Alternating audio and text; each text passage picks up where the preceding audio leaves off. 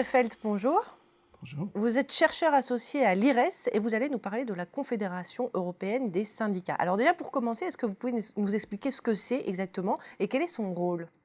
Alors, la Confédération européenne des syndicats, abrégée CES, a été créée il y a presque 50 ans, 1973. À l'époque, il s'agissait de représenter le mouvement syndical auprès des instances européennes. Et l'enjeu à l'époque était de représenter le mouvement syndical dans sa totalité, pas seulement la famille majoritaire qui était socialiste, plus ou moins, mais aussi la famille chrétienne et la famille communiste. À l'époque, c'était l'enjeu central de réunir ces différentes familles. Aujourd'hui, ces différences politiques ne jouent plus un grand rôle. Ce qui importe, c'est la diversité des syndicats qui s'explique par la diversité des systèmes de relations professionnelles dans lesquels ils s'insèrent dans chaque pays. Alors lors du congrès de Vienne en mai 2019, l'un des points de discussion a été la consolidation de la négociation collective sectorielle. Alors qu'est-ce qui en est ressorti? Est-ce que vous pouvez nous expliquer quels sont les enjeux qu'il y a derrière? L'enjeu, comme je vous ai dit, ce sont les différents types d'insertion dans les systèmes de relations professionnelles. En Europe, disons, continentale, il y a encore une prédominance de la négociation collective au niveau du secteur, au niveau de la branche.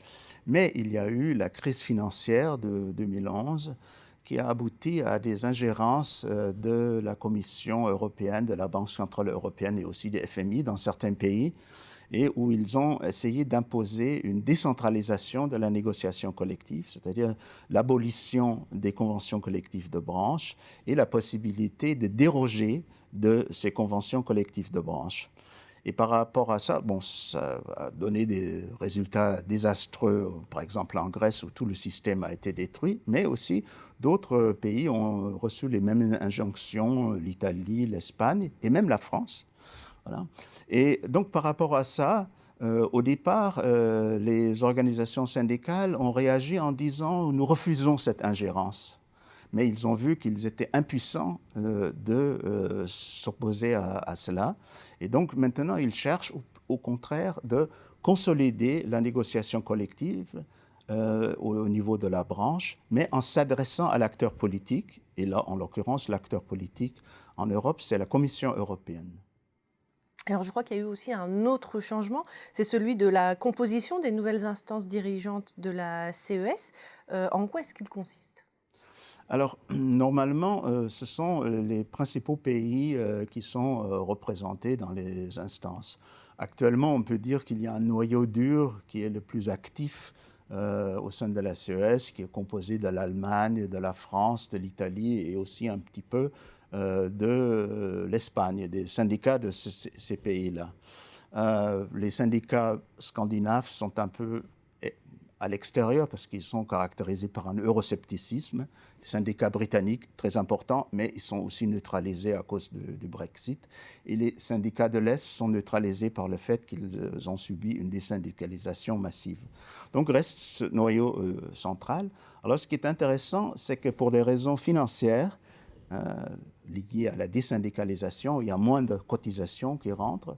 La CES est obligée de réduire son syndicat, qui était son secrétariat, excusez-moi, qui était auparavant composé de 6 personnes. Il n'y a plus que 7 personnes, qui est maintenant plus que 6 personnes dedans. Et ce qui est curieux, c'est que l'Allemagne, qui était toujours représentée,